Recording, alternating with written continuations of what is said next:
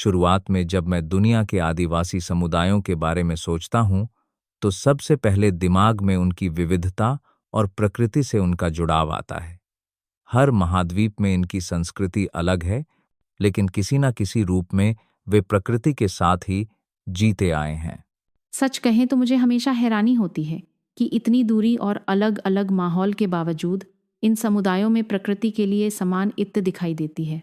जैसे अमेज़न के जनजाति जंगल को अपनी जान मानते हैं और ऑस्ट्रेलियाई आदिवासी 65 शून्य साल की विरासत के साथ धरती को माँ जैसा मानते हैं। ये तो सही है। और भारत में भी आदिवासी समाज ने जंगल, पहाड़ और जमीन को बचाने में ऐतिहासिक भूमिका निभाई है। मुझे हमेशा उनकी सामूहिक भावना और साझा जीवन शैली प्रेरित करती है, जहां व्यक्ति से बढ़कर समुदाय को महत्व मिलता है।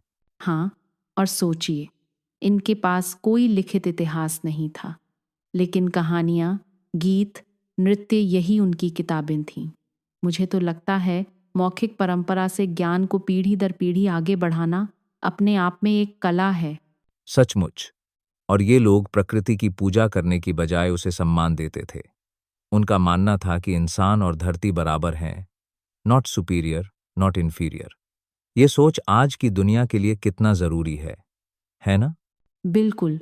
आज जब पर्यावरण संकट की बात करते हैं, तो लगता है कि अगर हमने आदिवासी सोच से सीखा होता, तो शायद हालात कुछ और होते।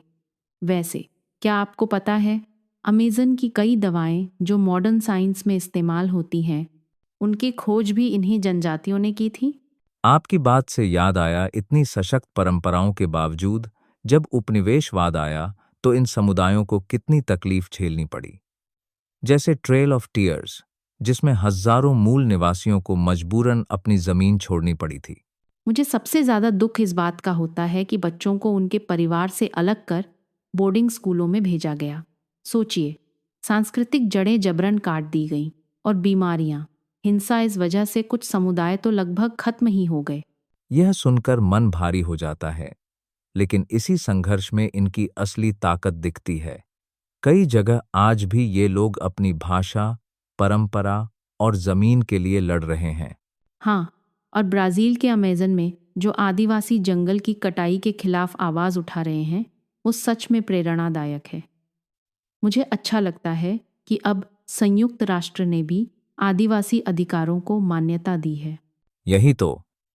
और सांस्कृतिक पुनर्जागरण का दौर भी चल रहा है। नई पीढ़ी अपनी जड़ों से जुड़ने की कोशिश कर रही है। उसमें हमें भी उनसे सीख लेनी चाहिए। अब जब हम इनकी कहानी सुन चुके हैं, तो सबसे बड़ा सवाल यही है, इनसे हम क्या सीख सकते हैं? मुझे सबसे जरूरी बात लगती है प्रकृति का सम्मान और सामूहिकता। मुझे उनके लचीलेपन से भी बहुत कुछ सीखने को मिलता है। सोचिए, सैकड़ों साल की चुनौतियों के बावजूद उन्होंने अपनी पहचान, परंपरा और अधिकारों को जिंदा रखा। यही जज्बा आज के समय में हर किसी के लिए मिसाल है। बहुत सही कहा। और शायद अगर हम आदिवासी जीवन शैली से थोड़ा भी अपनाएं, जैसे साझा संसाधनों की जिम्मेदारी, प्रकृति के साथ तालमेल, तो समाज और पर्यावरण दोनों के लिए बेहतर होगा। यही तो असली सीख है कि इतिहास सिर्फ किताबों में नहीं, बल्कि उन लोगों की याददाश्त में भी है जो धरती से गहराई से जुड़े हैं।